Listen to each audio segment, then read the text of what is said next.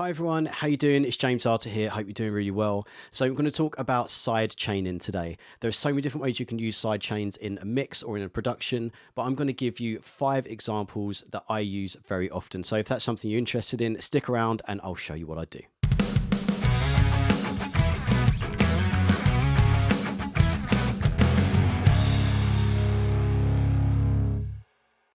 Okay, before we get started, do me a favor and just hit the subscribe and the little bell there and you'll get notified of any upcoming videos. Also, if you subscribe to the mailing list, which is just in the description there, I will send you an EQ cheat sheet and some one-shot drum samples which you can use in mixes. I use them in loads of mine. And you know what's good about it? It's all free. Okay, so I've got a few different examples for you. Some of them are a little bit more extreme than the others and some of them are a little bit more subtle. So I'm going to show you a few different options and hopefully you'll find something that's of use in there. Let's start with the first one. Okay, so the first one is a bit more of an extreme option. You'll often find it used in dance music and you'll recognize it very, very quickly. You can use it on bass or synth parts, and essentially it uses a kick drum to encourage movement. I'll show you how the synth part is sounding without the sidechain.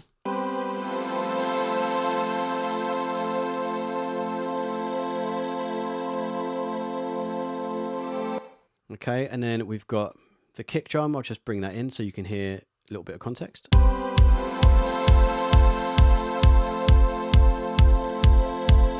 So what we need to do first is create a send coming from the kick drum, and we're going to use this as a trigger input to a compressor. So this is a first kick drum and I've already done that there. So I've created a send. You can do this will work in any DAW. I'm just happen to be using Pro Tools. And you can just send it to anywhere you like. So in this case, I've just created a new one and I've decided to call it Kick SC. Kick Sidechain. Makes a lot of sense. Make sure the send is all the way up because you want to get maximum volumes from that. And then go over to the synth that you're trying to control. So over here, this is the one I want to control, and insert a compressor. Now you need to make sure that a compressor has a key input on it. As I say, all DAWs will have one, which will have one built in. I happen to be using the Waves C1 compressor, but there's loads of different ones you can use. Now, you'll know that it has one because at some point at the top of the plugin, there'll be a little thing like this. It might have a symbol of a key, or it might even say sidechain or whatever. And you can choose which channel you're using as a trigger. So at this point, then you'd go to that bus that you created. Maybe you've just called it 1 and 2, 3 and 4. In this case, I've called it sidechain, kick sidechain over here. So I'm using that as the input. And now what we're going to do is I'm going to show you a very extreme example, and then I'm going to back it off so you get what's going on. Now, the various settings on the compressor will vary depending on what sound you're trying to get and what type of song and how fast it is.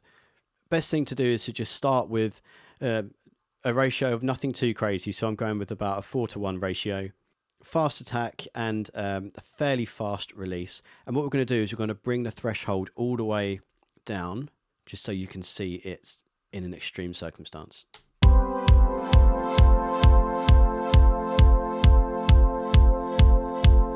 So you can hear it pulsing. If I take it off again.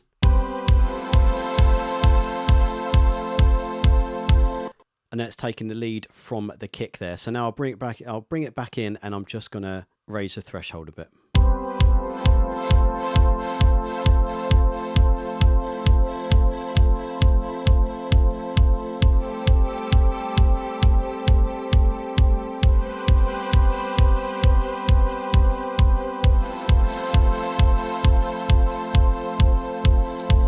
Instantly, you've got movement with those synths to the kick.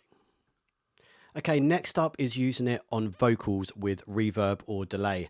Now this can be especially useful in songs where you want to use quite a lot of reverb, quite a big reverb, but you don't want it to be clouding the vocal too much. When you use the sidechain, it means that it will push when the vocalist is singing, it will push the reverb out of the way just for a second, and then when they stop singing, that's when you hear the reverb come up, which is really when you want to hear the reverb. So I'll show you, we're basically going to be doing the same method that we did with the synth and the kick drum. This time we're using the vocal as the trigger, and we're going to put this on a reverb channel. So like before, take a sidechain from the vocal. In this case, I have both of my vocals are going into a vocal bus already. So what I'm going to do is I'm going to use that bus as my sidechain input. So that one that I've just called vocals here. So that the output, there you go, is going down to vocals into this auxiliary, and this is what I'm going to use. Now go over to your reverb. Now you can use any reverb you like, whatever you like the sound of and whatever is suiting the track. As you can see, I've gone for something from Slate Digital. This is a Verb Suite Classic. Some really, really nice reverbs in there. So set something up so you've got something quite nice. So let's have a little listen. Running through a place that's new to me. There's quite a lot of reverb on there. And as you can hear, it's just starting to cloud the vocalist just a little bit. So this is where the sidechain comes in. So we'll do the same what we did before. And just before the reverb, we're going to insert a compressor. I've gone with exactly the same sort of setting as we had before. And here we go. We've got the sidechain input as vocals, because that's what I'm using as my trigger. Again, I've got the ratio set at around 4:1. The attack is quite fast and the release is like a medium fast release. With that, you need to adjust those settings according to the track. So I've started with something fairly standard, but once we listen to it in context with the track, you can adjust it accordingly. All right, so bring the threshold down a little bit and we'll see what it's doing. Let's try it now with the sidechain compression in. Running through a place that's new to me. So you can see that when he's singing, it's actually quite dry. And then when he stops singing, that's when you hear the reverb come through. So we're going to just take that off again. Running through. Very cloudy, and we put it back on. Running through. You can hear it come up right at the end. So this is where you can adjust how much you want to hear of it. So I'm going to just adjust the threshold, so we're going to get a little bit more in there. So it's just going to back it off a little bit, and we still get a little bit of the of him being engulfed by the massive reverb.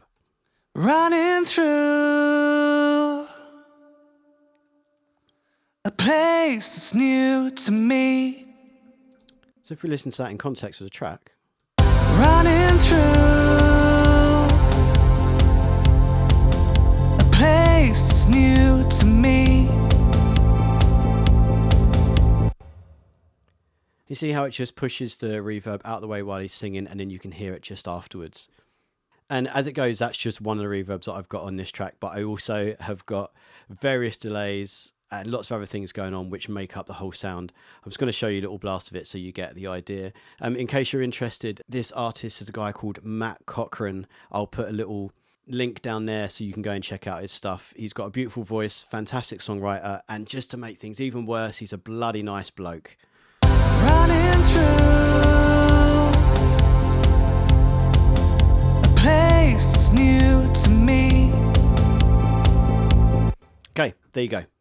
Okay, now next up is using it on bass guitar. Again, taking the sidechain from the kick drum. Now, very similar to the first example, but it's just much more subtle. The point of this is to just push the bass out of the way ever so slightly when the kick drum hits, just to give that kick drum a little bit more space, and in turn it helps to tighten up the bass as well. So to do this, we need to take the same method as before. What I've done is I've taken the send from the kick drum, make sure the send level is all the way up, go over to your bass guitar, and like before, it's all the same deal, insert a compressor on that channel. Now, like I said, we want this to be fairly subtle. So again, we're going for a roughly 4:1 ratio, bringing the threshold down a little bit. Attack is nice and fast and a fairly fast release because we want it to act immediately. As soon as the kick drum is hitting, we want that to duck the bass right away. And then we want the release to be fairly quick. We don't want it to be ducking a sound for too long because then you're not going to hear any of the bass. So let's hear what the bass sounds like to start off with.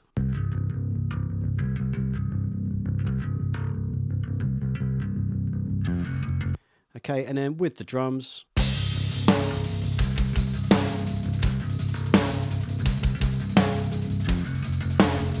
Sounds absolutely fine, but if we just bring in that sidechain compressor now, what I'm going to do is I'm going to make it a bit more extreme so you can hear what it's doing.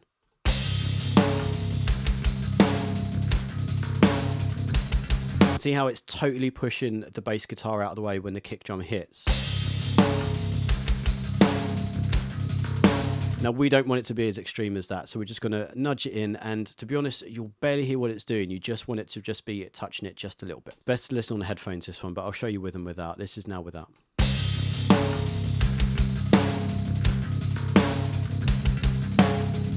Bringing it in.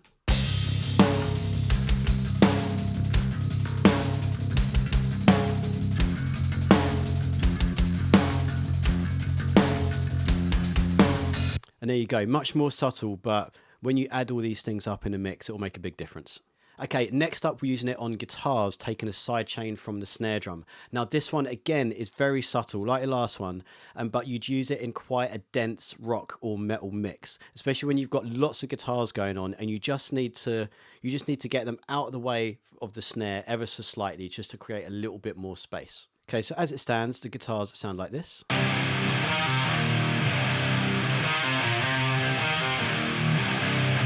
Okay, so they're pretty dense. And now if we bring in the snare.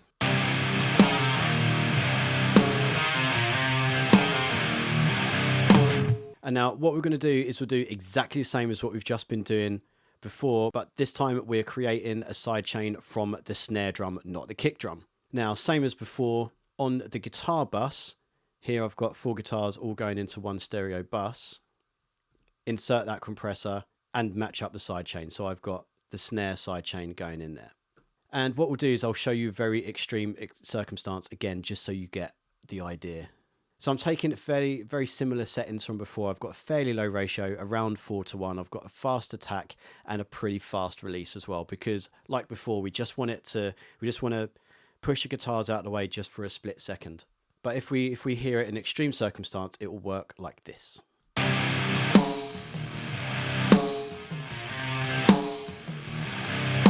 See, it's totally pushing the guitars away for quite a long time whilst the snare drum hits. But if we bring the threshold up, then we'll notice that it just nudges the guitars away ever so slightly for a very split second.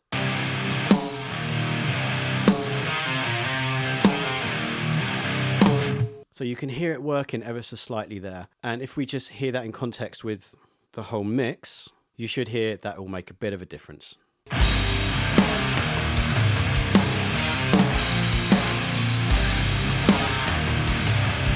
So it's actually a very subtle effect, but all of these tiny little changes really add up to making a little bit more space in the mix.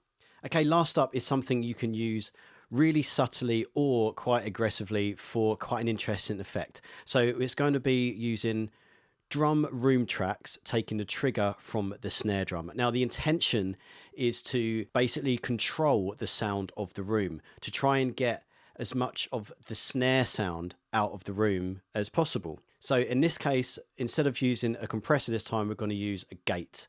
And we're doing it in exactly the same way as we had done before. And then on the drum room track, so I've got a stereo room here, I'll show you. Very nice. On there, we're inserting a gate. There you go. It's basically cutting out pretty much all of the room. What we want to do is take the snare, the sidechain from the snare. So I'm using just a stock Pro Tools gate here. Again, you can use any gate that you have, anything that has a sidechain input. So we're going to enable that input. So if I play it, as you can see, it's not making any sound because it's waiting for the snare drum input to be sent to it. Let's just send it to it now. So now you can hear the snare drum, but actually you can't hear. What you can't hear is the room track. So what I'm going to do is I'm going to bring a threshold down and you'll start to hear them coming in.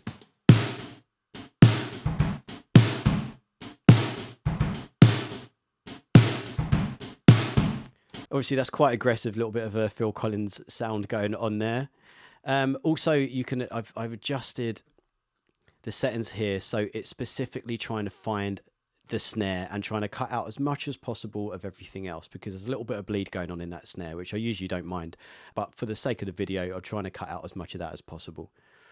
And then if you adjust the settings, then you can go from a very aggressive gated room sound to something just a little bit more subtle, where you're just bringing where you can still hear the overall sound of the room, but you're just bringing it up when the snare is played. So this is the more aggressive one.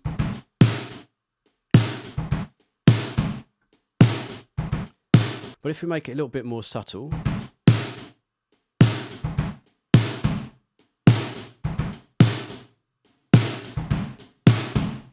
so you can still hear the room when the snare drum isn't playing, but it's just much, much louder when the snare drum hits. So if we put all the drums on now,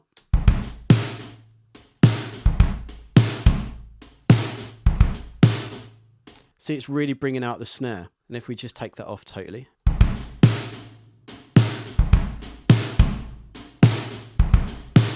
that might be nice if we want a kick drum, but it turns out that in this track, and for the sake of the video, I want to hear more snare. So we're going to bring that back in. You've got much more control of it. So we might as well just hear it in context with the track to get a bit of an idea.